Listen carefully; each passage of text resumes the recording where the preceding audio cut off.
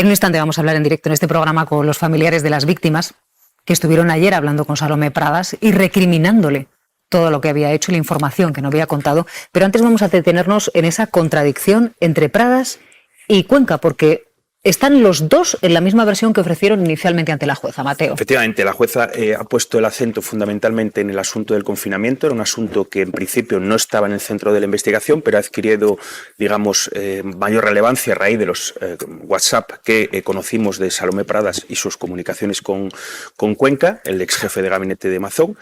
Y el careo de ayer era para aclarar digamos, versiones que tenían ambos sobre el confinamiento.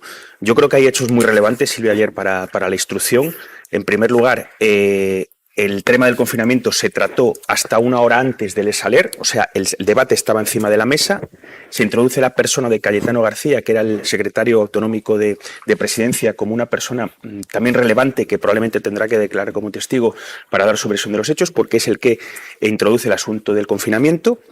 Hay un informe de la Abogacía de la Generalitat muy relevante también en esta causa, en el que se dice que hubo 2 consultas verbales, no por escrito, sobre la posibilidad de confinar, o sea que, digamos, el CECOPI tenía en su mano la posibilidad de confinar y no se hizo. No se hizo, como también se envió tarde el Saler, que también se trató ayer, con lo cual la jueza lo que quiere saber es, en primer lugar, por qué no se hizo, por qué no se confinó, sobre todo cuando había información de que la presa de Forata podía romper y afectar a muchísimas comarcas de la zona de la Dana afectada. Y bueno, a partir de ahí, porque, sobre todo, fundamentalmente, si Mazón tuvo algún tipo de intervención, porque ayer Pradas dijo claramente que se entrometió, que ya fue persuadida para no confinar y, claro, ha dejado abierta esa línea de investigación que ahora tendrá que, digamos que, recurrir la jueza con nuevas citaciones probablemente, hacer caso a ese informe de la Abogacía de la Generalitat y saber, porque también dijo ayer Pradas una cosa que para mí es muy relevante, que cuando llega a la Liana, al centro de CECOPI, a las 20:28, él asume su rol, asume el mando de la emergencia, con lo cual sabemos que a partir de que él llega, asume el mando, habla con Pilar Bernabé, la delegada del gobierno, y ahora lo que hay que saber es si tomó decisiones o trató de persuadir a Pradas para que no se confinara. Y en ese punto estamos ahora. ¿Qué pasa también? Que la jueza lamentó ayer, y se lo dijo claramente a José Manuel Cuenca, que los mensajes de su terminal estuvieran borrados. Porque claro, sin los mensajes que él se mandó con Mazón el 29 de octubre de 2024, si no los tiene en la instrucción, pues no podemos cotejar, en este caso la jueza no puede cotejar qué habló con él y si realmente intervino o no en la emergencia. La duda que está sobre la mesa y que no ha contribuido a despejar este careo es si Carlos Mazón hablaba por boca de Cuenca, de su asesor, cuando le decía a la exconsejera no confines. La declaración de ayer duró 3 horas, sí. Una declaración muy larga, un careo además bastante contundente. Vamos a aportar un poquitito de contexto, porque lo que dice Salomé Pradas es, miren, yo intenté llamar a Mazón, sí. No me cogía, y llamé a Cuenca. Y es en ese momento cuando Cuenca le dice no contactes con el presidente porque está de actos, canalízalo todo a través de mí, ¿no? Eso es. Esa es la primera versión que cuenta ayer Pradas, que fue exactamente a las 12, poco antes de la 1 de la tarde, esa comunicación en la que ya hay 2 alertas hidrológicas, sobre 2 alertas hidrológicas a mediodía. Fijaros, digamos, hasta que llegamos al Saler a las 8 y pico, estamos hablando de muchas horas antes, ya hay 2 alertas hidrológicas. Pradas llama o trata de hablar con Mazón, no contacta con él, y es cuando interviene Cuenca y le dice, cualquier cosa que necesites, centralízalo a través mío. Ella interpreta que es el que asume él, en voz de Mazón, todo lo que estaba ocurriendo o lo que le iba a decir, hasta el punto que ayer Pradas dijo que Cuenca era una extensión de Mazón, era un conseller más. O sea, digamos que le dio esa aurea de conseller, pese a que era un jefe de gabinete, pero ella entendía, por esa comunicación, de que lo que le decía Cuenca venía en boca de Mazón. Claro, Pradas lo que dice es... A mí me dicen que Mazón está de actos y no quiero molestarle, claro. Pero si hubiese sabido que estaba comiendo en el Ventorro, claro. A quien habría llamado yo era a Carlos Mazón. Y esa situación se prolonga durante horas, nos dices, ¿no? Durante horas. Pradas nunca supo en boca de Cuenca que estaba en el Ventorro, comiendo con la periodista Maribel Vilaplana. Dice que no se lo comunicó Cuenca, que estaba de actos. Y claro, si lo hubiera sabido, dice que hubiera insistido en la llamada.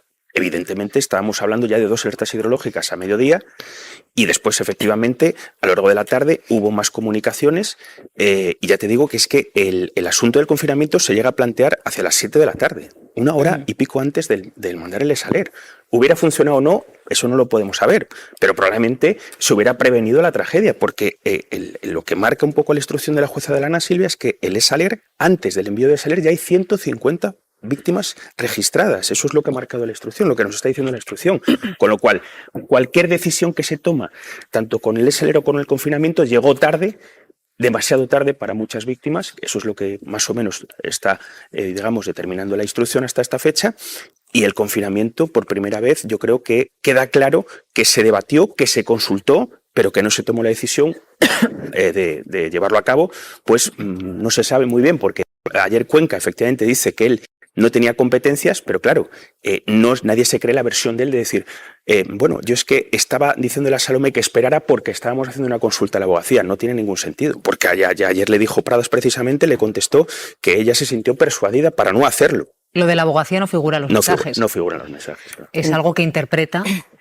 No lo puse en los mensajes. Puso algo muy parecido a una orden.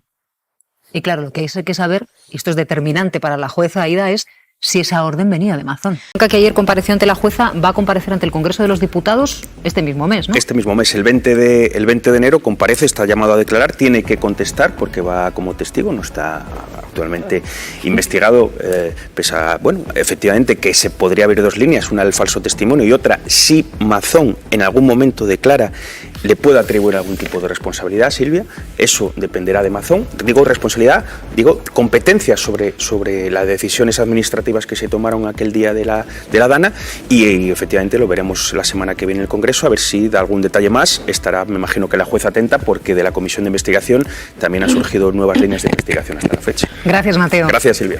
Bueno, vamos a...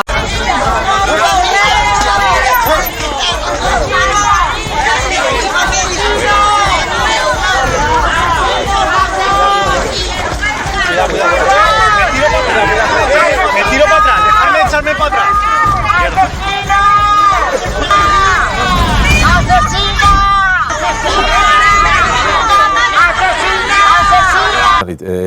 Ya nos escucha. ¿Cómo ha sido el careo de hoy? Ha sido tenso, desde luego en el exterior parece que lo era, la tensión era palpable. ¿Sí? ¿Sí? ¿Me escucha? ¿Me escucha, señor Esteve? Sí. ¿Me escucha? Sí, ¿me escuchan ustedes? Sí, yo le escucho a usted, sí, yo le escucho a usted.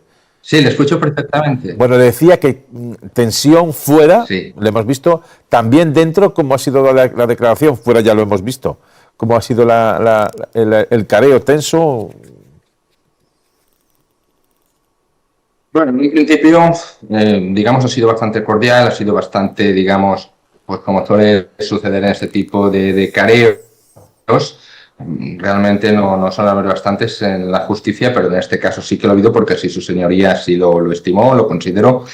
Y en un principio, pues bueno, ha habido cordialidad entre ambas partes hasta que ha llegado el momento clave del confinamiento, realmente si las órdenes se estaban realizando o quién estaba emitiendo esas órdenes. A partir de ahí, esa es digamos, la gracia, por decirlo de una forma, jurídicamente hablando, de ver dos partes importantes, en este caso el jefe de gabinete y la investigada Salomé Pradas, pues que llegado en un punto clave, ahí sí que hay una confrontación directa entre ellos y ahí sí que se nota esa diferencia y se nota sobre todo ese distanciamiento entre las dos partes. ¿Por qué? Porque la señora Pradas al final se da cuenta que ella está sola ante la emergencia. Ella intenta localizar a su jefe, que en este caso es el señor Mazón, y como no puede llegar al señor Mazón, lo que intenta es a través del señor Cuenca, que es el jefe de gabinete. Es, como ella misma ha dicho, su extensión. Sí. Ella necesitaba esa, digamos, un paraguas, una protección, porque se veía completamente sola. Fíjese usted que ella prácticamente lleva 2-3 meses en lo que es en la propia emergencia, así como consellera de Justicia. Ella anteriormente venía de la Consellería de Medio Ambiente, pasa a ser consellera de Justicia con este cargo adicional como responsable de emergencias. Ante tal situación, ante las adversidades, ante las informaciones que les iba llegando, ella misma se daba cuenta que necesitaba, de alguna forma el traje le venía grande, necesitaba esto, que llegar a su jefe superior, que era el señor Mazón, con lo cual no podía contactar con ella. A partir de ahí es cuando entramos en un tema o en un debate que es el tema del confinamiento.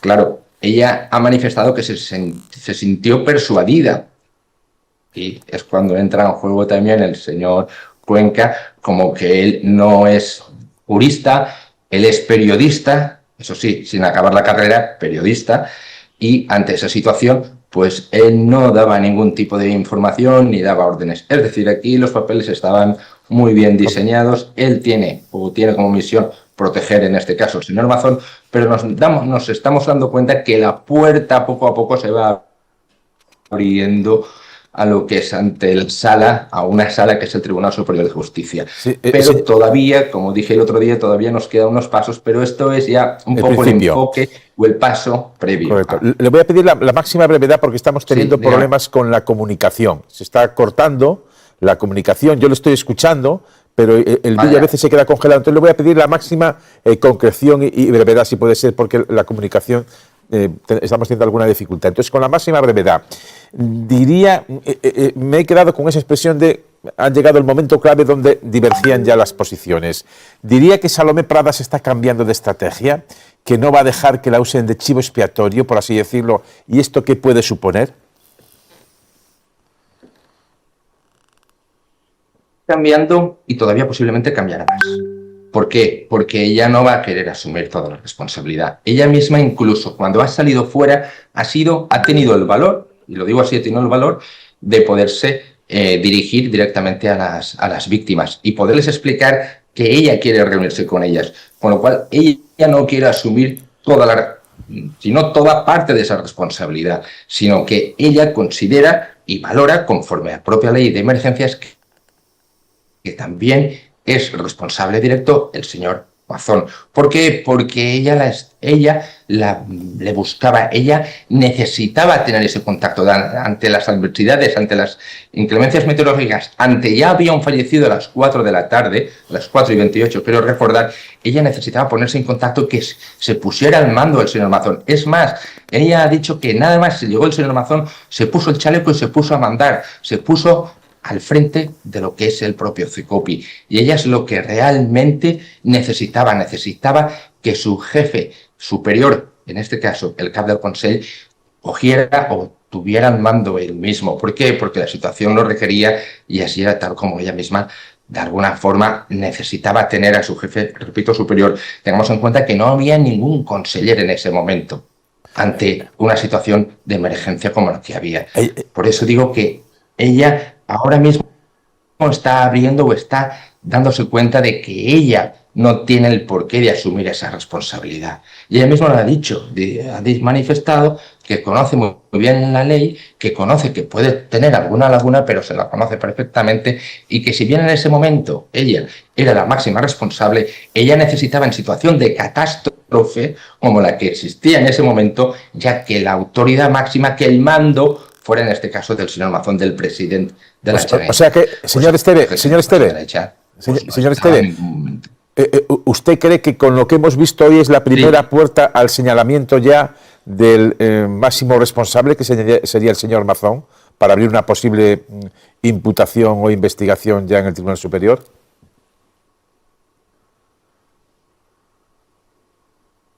Yo entiendo que si no hubiera más testigos que están ya pendientes de declarar, yo desde mi punto de vista ya incluso se podía redactar, se podía instar directamente ya ante el Tribunal Superior de Justicia. Pero aún así tenemos que ser cautos, tenemos que ser muy puristas, hay que ir con muchísimo cuidado con esta situación para que no se lo devuelva, en este caso, el Tribunal Superior de Justicia a la propia juez de Catarroja, a doña Nuria.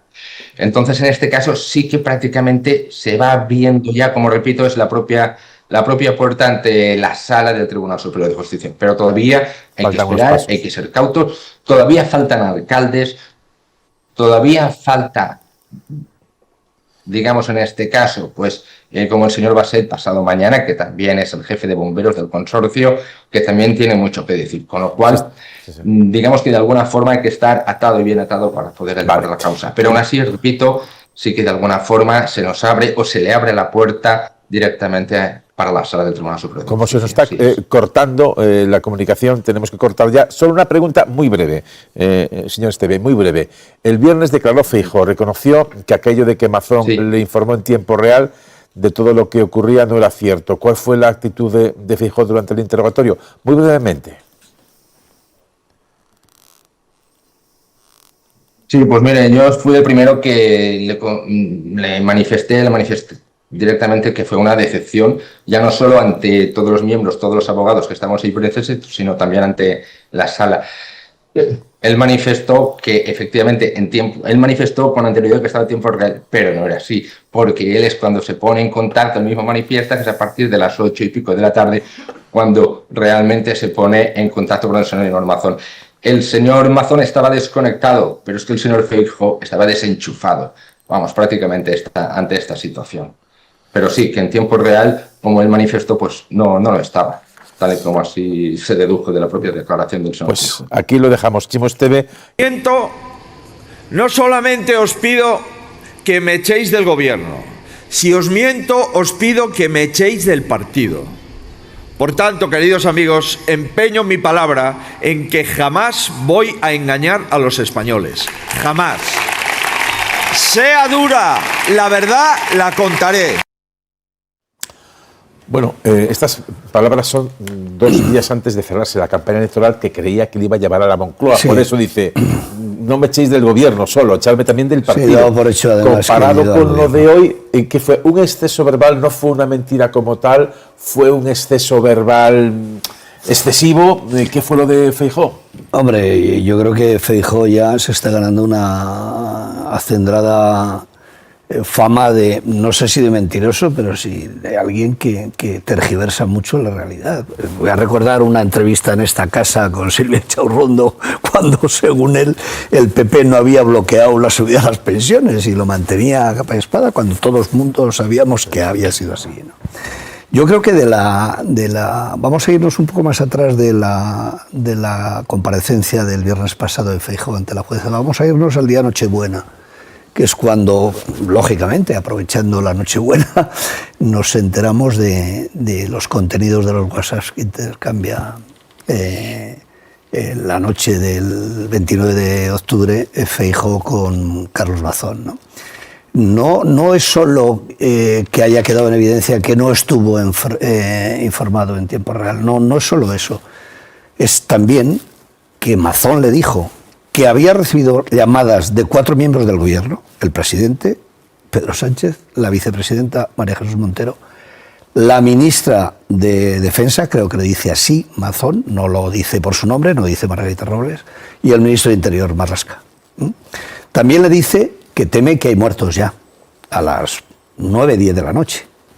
También le dice que la UME ya está movilizada. Y sin embargo vimos varios días después cómo en esa obsesión por el relato que el mismo Feijóo le dice a Carlos Mazón, intenta desviar las responsabilidades a las administraciones públicas de la administración central, ¿no? A la Confederación Hidrográfica, a la EMET, a la propia vicepresidenta Teresa Rivera. Es decir, eso es mucho más grave que lo del tiempo real y la información, ¿no? Es mucho más grave.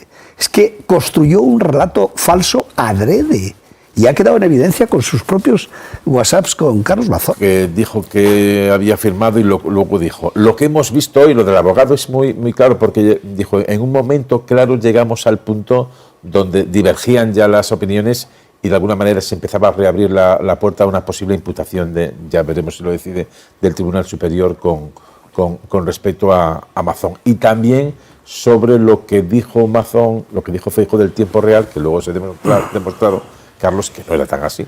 Pero efectivamente se ha demostrado que no era así como era previsible que se demostrara, pero si es que lo grave de lo que hizo Feijóo durante este año no es eso. Que Feijóo dijera estar informado en tiempo real y mintiera en eso.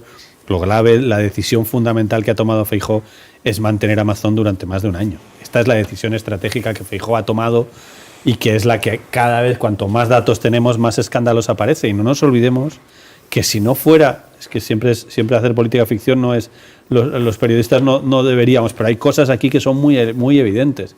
Si no fuera por esta jueza, si esta jueza no se lo hubiera tomado tan en serio, si hubiera caído en manos de otro juez, un poquito menos, en fin, que hubiera pasado un poco más del tema o no hubiera ido con tanto detalle, seguiríamos instalados en una inmensa mentira en la que hemos instalado durante meses y que se ha deshecho gracias a los periodistas que han hecho su trabajo y gracias a la jueza que tiene más llegada que los periodistas porque llega a sitios donde la prensa no puede llegar.